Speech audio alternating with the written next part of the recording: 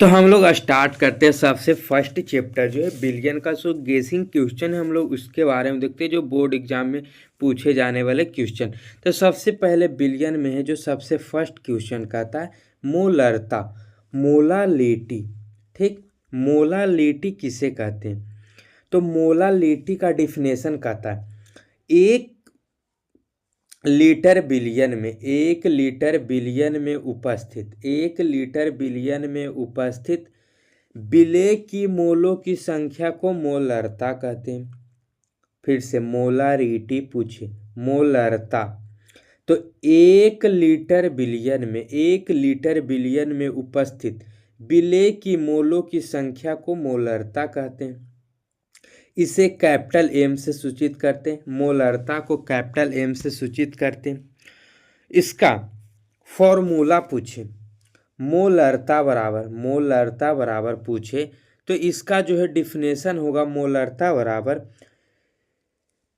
विलेय की मोलों की संख्या, विलेय की मोलों की संख्या बटा बिलियन के आयतन लीटर में, बिलियन के आयतन लीटर में। यहां पर आप लोग देख सकते हैं मोलरता बराबर विलेय की मोलों की संख्या बटा बिलियन की आयतन लीटर में। एसआई मात्रक पूछे, मोल पर लीटर, मोल पर लीटर होता है।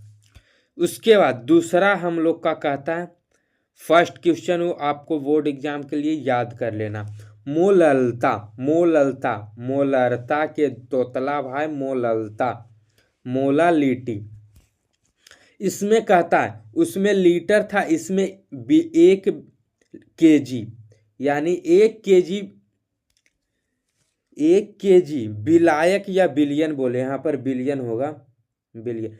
1 केजी बिलियन में उपस्थित विलेय की मोलों की संख्या को मोललता कहते हैं। इसे स्मॉल एम से सूचित करते हैं, मोललता को स्मॉल एम से और मोलरता को कैपिटल एम से सूचित करते हैं।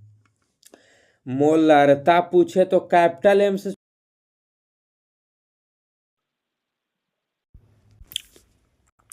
कहते हैं। अगर आप लोग को मोलरता पूछे, मोलरता, मोलरता पूछे, मोलरता, मोलरता पूछे तो इसे कैपिटल एम से सूचित करते हैं, लेकिन मोललता पूछे तो स्मॉल एम से सूचित करते हैं। मोलरता में, मोलरता में 1 लीटर बिलियन में उपस्थित विलेय की मात्रा और मोललता में 1 केजी बिलियन में उपस्थित विलेय के मोलों की संख्या को मोलरता किसे, इसका एसआई मात्रक मोल पर केजी होता है, मोल पर केजी होता है। उसके बाद हम लोग के तीसरा डिफिनेशन आता है, मोल प्रभाज किसे कहते हैं? मोल प्रभाज किसे कहते हैं? मोल प्रभाज यानी मोल फ्रैक्शन, किसी बिलियन में उपस्थित, किसी बिलियन में उपस्थित, किसी बिलियन में उपस्थित अवयव के मोल की संख्या तथा बिलियन के मोल की संख्या के अनुपात को मोल प्रभाज कहते हैं। इसे एक्स से सूचित करते हैं।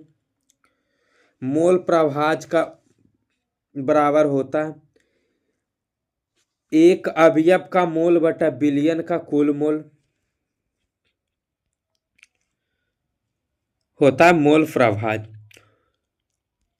उसके बाद ऑस्मोटिक प्रेशर, ऑस्मोटिक प्रेशर पूछे या परासरण दाब, तो कहते हैं परासरण की प्रक्रिया, परासरण की प्रक्रिया को, परासरण की प्रक्रिया को रोकने के लिए बिलियन पर उत्पन्न अतिरिक्त दाब को परासरण दाब कहते हैं। परासरण दाब का है परासरण की प्रक्रिया को, परासरण की प्रक्रिया को, परासरण की प्रक्रिया को रोकने के लिए, परासरण की प्रक्रिया को रोकने के लिए बिलियन पर उत्पन्न, बिलियन पर उत्पन्न अतिरिक्त दाब को परासरण दाब कहते हैं। बिलियन पर उत्पन्न अतिरिक्त दाब को परासरण दाब कहते हैं, उसे ऑस्मोटिक प्रेशर कहते हैं, ऑस्मोटिक प्रेशर यानी। उसके बाद हम लोग के पांचवा आता है, पांचवा में कहता है विपरीत परासरण किसे कहते हैं? रिवर्स ऑस्मोटिक परासरण की उल्टे प्रक्रिया विपरीत परासरण कहलाता। विपरीत परासरण किसे कहते हैं? तो परासरण की उल्टी प्रक्रिया को विपरीत परासरण कहते हैं। या दूसरा डेफिनेशन पूछेगा तो हम लोग को बताना है, विलयन की तरह ज्यादा परासरण दाब उत्पन्न करने से विलायक कण उच्च सांद्रण से अर्धपारगम झिल्ली के द्वारा निम्न सांद्रण की ओर गमन करता है, विपरीत परासरण कहलाता है। विपरीत परासरण कहलाता है। छठा में बोलता है अर्धपारगम झिल्ली किसे कहते हैं? वैसा झिल्ली जिसमें केवल विलायक कण गमन करते हैं। जिस झिल्ली में केवल विलायक कण गमन करते हैं उसे अर्धपारगम झिल्ली कहते हैं। वैसा विलयन जिससे केवल विलायक कण गमन करते हैं उसे अर्धपारगम झिल्ली कहते हैं। जैसे कॉपर फेरोसाइनाइड, इसका फॉर्मूला होता है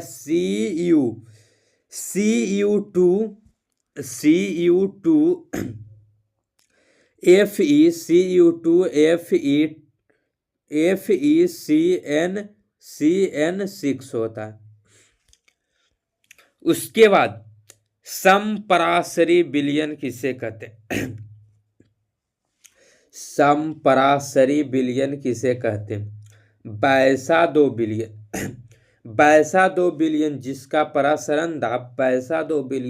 परासरण दाब समान रहता हो उसे समपरासरण विलयन कहते हैं। उसे समपराशरी विलयन कहते हैं। उसके बाद तनु विलयन का अनुसंख्या गुणधर्म किसे कहते हैं? Colligative property. तनु विलयन का वैसा गुणधर्म जो विलयन में मौजूद विलेय कण के आधार पर निर्भर करता है, ना कि उसके प्राकृतिक एवं आकार पर अनुसंख्यक गुण निर्भर करता है। यह 4 प्रकार के होते: बाष्प दाब के सापेक्षिक अवनमन, क्वथनांक के उन्नयन, हिमांक के अवनयन और परासरण दाब होता है। उसके बाद रॉल्ट का नियम, ये हमारे बोर्ड एग्जाम के लिए VVI इस बार 2025 के लिए VVI 2025 के VVI क्वेश्चन है। रॉल्ट के नियम कहता है हम लोग का नियत ताप पर बाष्पशील द्रव के विलयन में नियत ताप पर बाष्पशील द्रव के विलयन में प्रत्येक अवयव का आंशिक दाब उसके मोल प्रभाज के समानुपाती होता है। तो हम लोग PA directly proportional P not A into काई A, तो PA बराबर P नॉट A इंटू काई A होगा। उसके बाद इसी प्रकार हेनरी का नियम जो है ये भी बोर्ड के लिए इम्पोर्टेंट। हेनरी का नियम कहता है नियत ताप पर द्रव में गैस की घुलनशीलता दाब के सीधा समानुपाती होता है। S directly proportional to P, तो S डायरेक्टली प्रोपोर्शनल हटाने के लिए कोई ना कोई कांस्टेंट, तो S बराबर KP होगा। उसके बाद हम लोग का जो है 11वां में आता है भांट ऑफ फैक्टर। एक मोल विलेय के द्वारा विलयन में जितना विलेय के मोल की संख्या उत्पन्न होता है उसे ही भांट ऑफ गुणांक कहते। इसे I से सूचित किया जाता है। उसके बाद दूसरा में हम लोग का कहता है मोलरता और मोललता में अंतर स्पष्ट करें। तो मोलरता जो होता है लीटर वाला कहते हैं और मोललता तोतला भार होता है जो केजी कहते हैं। तो डायरेक्ट हम लोग डिफिनेशन बना देते हैं। मोलरता बराबर होता है 1 लीटर बिलियन में उपस्थित 1 लीटर बिलियन में उपस्थित या मौजूद विलेय के मोलों की संख्या को मोलरता कहते हैं। इसे कैपिटल एम से सूचित करते हैं।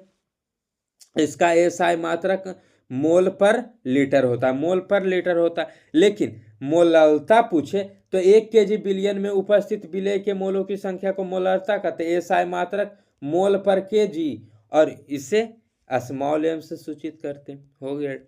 उसके बाद आदर्श बिलियन और अनादर्श बिलियन किसे कहते हैं, आइडियल और नॉन आइडियल सॉल्यूशन किसे कहते हैं, इसके बीच अंतर।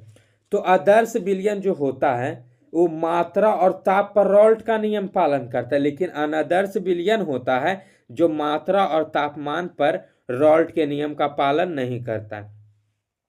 डेल्टा वी मैक्सिमम बराबर होता है 0 और डेल्टा एच मैक्सिमम बराबर भी 0 होता है। लेकिन अनादर्श बिलियन में जो होता है डेल्टा वी मैक्सिमम का मान बराबर नॉट इक्वल टू 0 और डेल्टा एच मैक्सिमम बराबर भी नॉट इक्वल टू 0 होता है।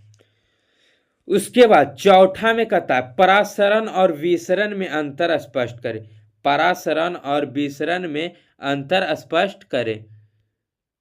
परासरण और विसरण में अंतर स्पष्ट करें। तो चौथा में कहता है परासरण और विसरण के बीच अंतर स्पष्ट है। तो परासरण की प्रक्रिया होती है जो अर्धपारगम झिल्ली के लिए आवश्यकता होती। परासरण की प्रक्रिया में अर्धपारगम झिल्ली की आवश्यकता होती है, लेकिन विसरण की प्रक्रिया में अर्धपारगम झिल्ली की आवश्यकता नहीं होती। उसके बाद परासरण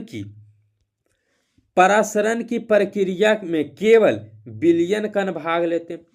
परासरण की प्रक्रिया में विलायक कण भाग लेते। परासरण क्रिया में केवल विलायक कण भाग लेते हैं, लेकिन विसरण में विलेय एवं विलायक दोनों कण भाग लेते हैं। परासरण की प्रक्रिया में अर्धपारगम झिल्ली की आवश्यकता होती है, लेकिन इसमें अर्धपारगम झिल्ली की आवश्यकता नहीं होती। परासरण की प्रक्रिया में केवल विलायक कण भाग लेते हैं, लेकिन इस विसरण में विलेय और विलायक दोनों भाग लेते हैं। परासरण की प्रक्रिया के केवल विलायक कण भाग लेते हैं, लेकिन विसरण की प्रक्रिया में विलेय एवं विलायक कण दोनों भाग लेते हैं, दोनों सेम ही है। उसके बाद चौथा में कहता है परासरण की में विलायक कण कम सांद्रता से अधिक सांद्रता की ओर गमन करता है। कम से अधिक में मतलब कि गमन करता है, लेकिन विसरण में जो है विसरण की में विलायक कण कम सांद्रता से अधिक सांद्रता एवं विलेय कण अधिक सांद्रता से कम सांद्रता की ओर गमन करता है। उसके बाद पांचवा में कहता है क्वथनांक का उन्नयन। पांचवा में क्वथनांक के उन्नयन से आप क्या समझते हैं, रॉल्ट के नियम क्यों लिखें। ये आपके 2013 ये आपको 2013, 18 और 20 में पूछा गया है, तो आपको चांस है कि 2025 में भी आएगा। तो क्वथनांक के उन्नयन से आप क्या समझते हैं, रॉल्ट के नियम को लिखें। तो विलेय के क्वथनांक एवं शुद्ध द्रव्य के क्वथनांक के अंतर को क्वथनांक का उन्नयन कहते हैं। यानी डेल्टा टीबी बराबर होता है delta T minus T not be, बस। और रॉल्ट के नियम क्वथनांक का उन्नयन विलयन के मोलरता के सीधा समानुपाती होता है। क्वथनांक का उन्नयन विलयन के मोलरता का सीधा समानुपाती होता है।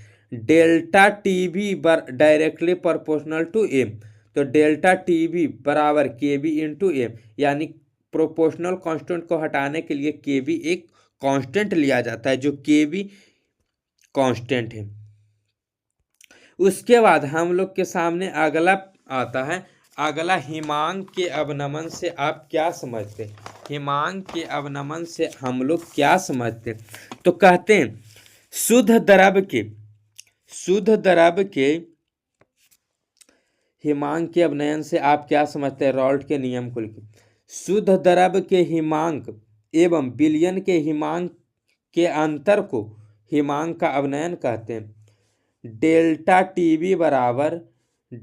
टीबी बराबर होता है T not F minus F T. उसके बाद रॉल्ट का नियम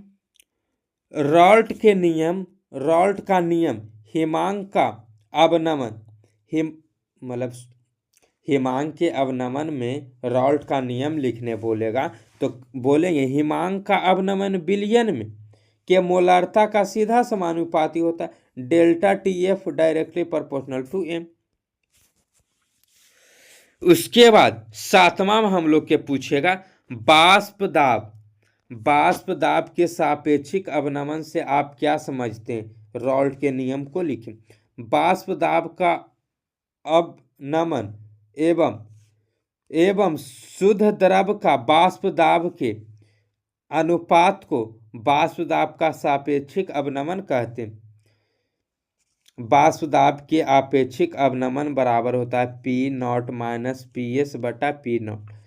और रॉल्ट के नियम पूछेगा वाष्प दाब के सापेक्षिक अवनमन में रॉल्ट का नियम, तो वाष्प दाब का सापेक्षिक अवनमन विलयन के मोल प्रभाज के सीधा समान, जिसके सापेक्ष में पूछे उसका विलय के उसके सीधा समानुपाती होता है। हिमांक वाला पूछे तो हिमांक का अवनमन विलय के मोलालता के सीधा समानुपाती होता है।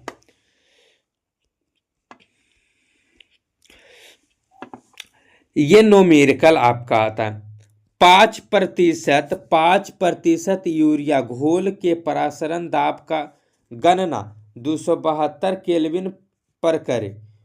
चूंकि हम जानते हैं इसका सॉल्यूशन पाई बराबर NRT बटा V है, तो 5% यूरिया घोल कहल मतलब विलेय यूरिया का है, तो विलेय बराबर 5/60 बराबर होगा 0.083।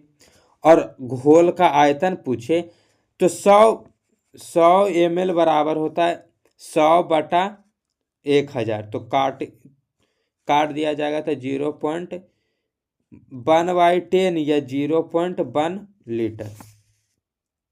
उसके बाद पाई बराबर मान रख के निकाल देंगे तो 18.53 ATM आएगा। ये भी आपका न्यूमेरिकल ये सब ज़्यादा आने की संभावना नहीं है। ये आपका जो है 11 नंबर जो प्रश्न है ये आपको आने की ज़्यादा। द्रव्य प्रतिशत किसे कहते हैं? द्रव्यमान प्रतिशत या W/W परसेंटेज भी इसे लिखा हुआ रहा, तो W/W परसेंटेज बराबर होता है 100 ग्राम बिलियन में मौजूद 100 ग्राम बिलियन में मौजूद विलेय की मात्रा को द्रव्यमान प्रतिशत कहते हैं। 100 ग्राम बिलियन में मौजूद ग्राम में विलेय की मात्रा को द्रव्यमान प्रतिशत कहलाता है। W/W परसेंटेज बराबर होता है वेट ऑफ सॉल्यूशन इन ग्राम में विलेय की मात्रा ग्राम में और बिलियन की मात्रा ग्राम में गुने 100। वाष्प दाब वेपर प्रेशर ये भी बोर्ड के लिए आपको जरूरी। वाष्प दाब में क्या होता है? वाष्प विलेय को विलयन में मिलाता, वाष्पशील विलेय को विलयन में मिलाते हैं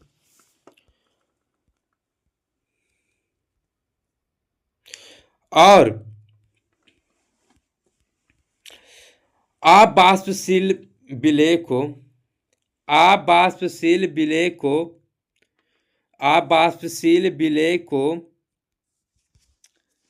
विलयन के वाष्प दाब में मिलाते हैं।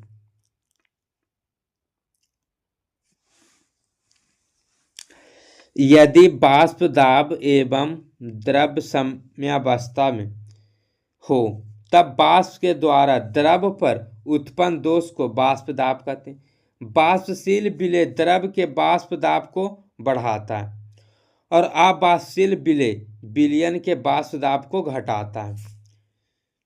आई होप आप लोग को ये पूरी आप लोग के मात्र जो है आप लोग के सॉल्यूशन जो चैप्टर है सॉल्यूशन में जो है आप लोग का सॉल्यूशन में आप लोग को मात्र जो है मैंने 12 सब्जेक्टिव क्वेश्चन करवाए। उसमें से आपके बोर्ड एग्जाम में हर साल सॉल्यूशन चैप्टर जो है आप लोग का हर बार 5 नंबर के पूछता है।